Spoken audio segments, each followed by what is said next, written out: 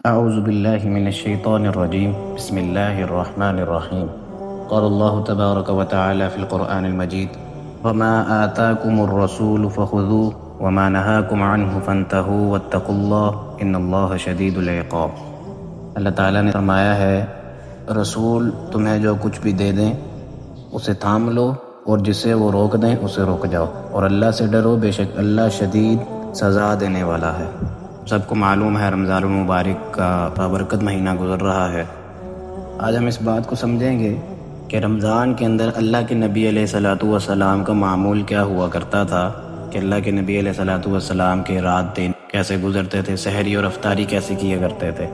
اللہ کے رسول صلی اللہ علیہ وسلم کی سحری کس طرح ہوتی تھی کہ رمضان کے مہینے میں روزے کی ابتدا آپ صلی اللہ علیہ وسلم سحری سے کرتے تھے، اور اس کی ترغیب بھی دیا کرتے تھے کہ سحری کیا کرو اس لیے کہ سحری میں برکت ہوا کرتی ہے۔ ایک اور جگہ فرمایا کہ سحری کھانے کے ذریعے دن کے روزے میں طاقت حاصل کر لیا کرو۔ ایک اور جگہ فرمایا سحری کے متعلق کہ اللہ تعالیٰ اور اس کے فرشتے سحری کھانے والوں پر رحمت بھیجتے ہیں۔ اب یہ ساری روایات کو اگر ہم دیکھیں تو یہاں سے پتہ لگتا ہے کہ سحری کے اندر کتنی برکت ہے، اور جو لوگ اس کے اندر بھی کوتاہی کرتے ہیں، ہمارے ہاں اکثر اس طرح ہوتا ہے کہ کئی لوگ جو ہے نماز وغیرہ کے بعد جو ہے وہ کھانا پینا کھا لیتے ہیں اتنا صحیح طرح، اور اس کے بعد کہتے ہیں کہ ہم سحری میں نہیں اٹھیں گے، آرام سے سوئے رہیں گے۔ اللہ کے نبی علیہ الصلوۃ والسلام کا معمول یہی تھا کہ وہ سحری کے اندر کھجور کو زیادہ پریفر کرتے تھے۔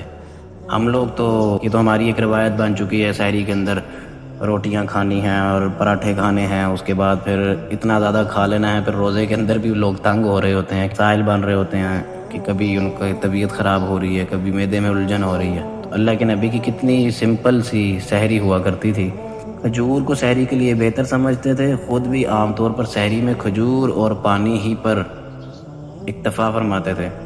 اور تنہا سحری کرنے کے بجائے اپنے ساتھیوں کو بھی عام طور پر اس کھانے میں شریک فرمایا کرتے تھے۔ یہ سب سے بڑی چیز کہ سحری کو اکیلے نہیں، یعنی اجتماعیت کے اندر بیٹھ کے، لوگوں کے اندر بیٹھ کے، اپنے دوستوں ساتھیوں کے ساتھ، صحابہ کرام کے ساتھ بیٹھ کر سحری کیا کرتے تھے۔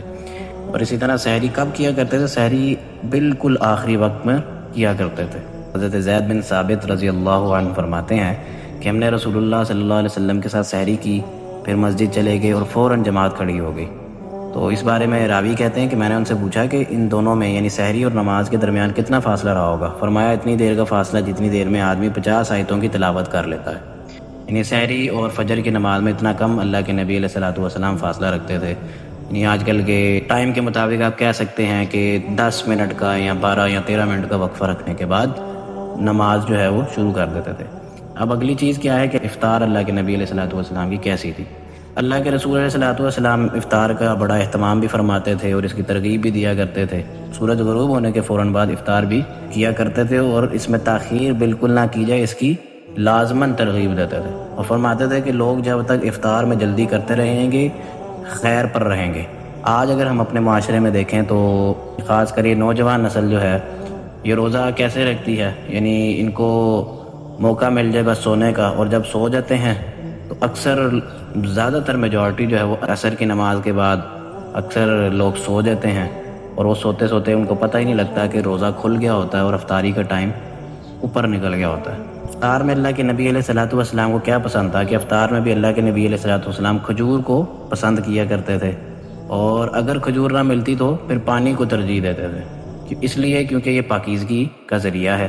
تو افطار کے وقت اللہ کے نبی علیہ الصلوۃ والسلام ایک دعا پڑھا کرتے تھے، ذهب الظمأ وابتلت العروق وثبت الاجر ان شاء اللہ، کہ پیاس بجھ گئی اور رگیں تر ہو گئیں، اگر اللہ نے چاہا تو یقیناً اجر ثابت ہوگا۔ اللہ کے نبی علیہ الصلوۃ والسلام نے افطار کروانے والے کی فضیلت بیان فرمائی ہے، اور اسی طرح اللہ کے نبی علیہ الصلوۃ والسلام سے ایک صحابی نے عرض کر لیا، اللہ کے رسول ہر آدمی کے پاس کہاں اتنا مال ہوتا ہے کہ وہ دوسروں کو بھی افطار کرا سکے؟ اس پر ارشاد فرمایا یہ ثواب تو اللہ تعالیٰ ہر اس شخص کو عطا فرماتا ہے جو ایک گھونٹ دودھ یا ایک کھجور یا ایک گھونٹ پانی پر افطار کرائے۔ تو یہ کتنی بڑی فضیلت ہے روزہ افطار کروانے والے کے لیے۔ اللہ کے نبی علیہ الصلوۃ والسلام کی پورے دن کی مشغولیت کیا ہوا کرتی تھی کہ رمضان کے مہینے میں اور دوسرے دنوں کے مقابلے میں آپ صلی اللہ علیہ وسلم کی جو عبادتی مشغولیت تھی وہ رمضان میں بڑھ جاتی تھی،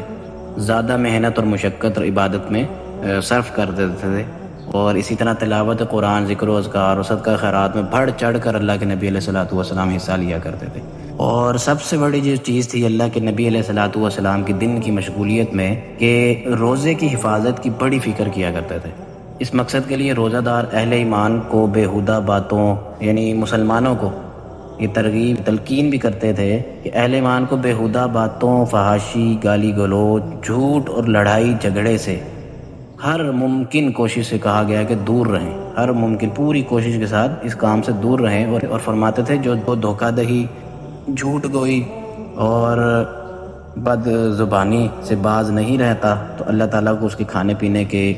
روک دینے سے کوئی فرق نہیں پڑتا، کوئی ضرورت نہیں ہے کہ وہ فاقہ ہی رکھ رہا، کوئی روزہ نہیں رکھ رہا۔ ایک جگہ اور فرمایا کہ روزہ ڈھال ہے، تو جب تک کہ تم اس کو توڑ نہ دیجیے۔ ڈھال جو ہے وہ جنگ کے اندر ایک ایسی شیلڈ ہوتی ہے جسے آپ نے ہاتھ میں پکڑ کر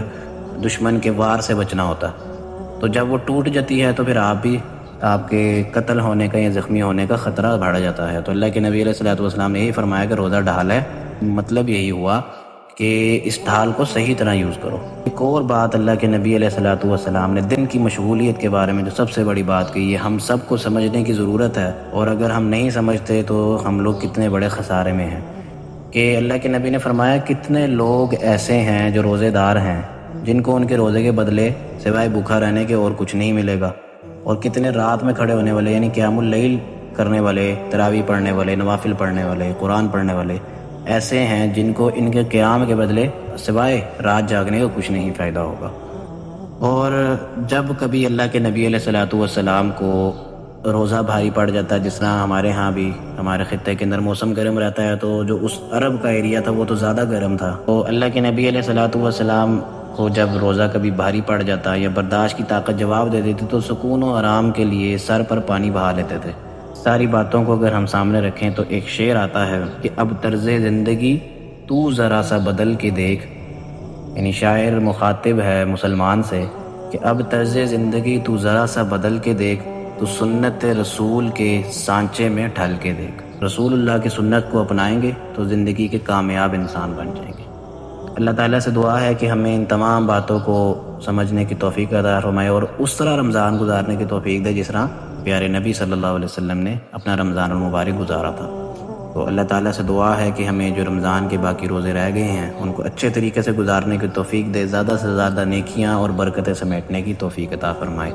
اقول قولی ھذا استغفر اللہ لی ولکم ولسائر المسلمین واستغفروہ انہ ھو الغفور الرحیم۔ صدق اللہ العظیم۔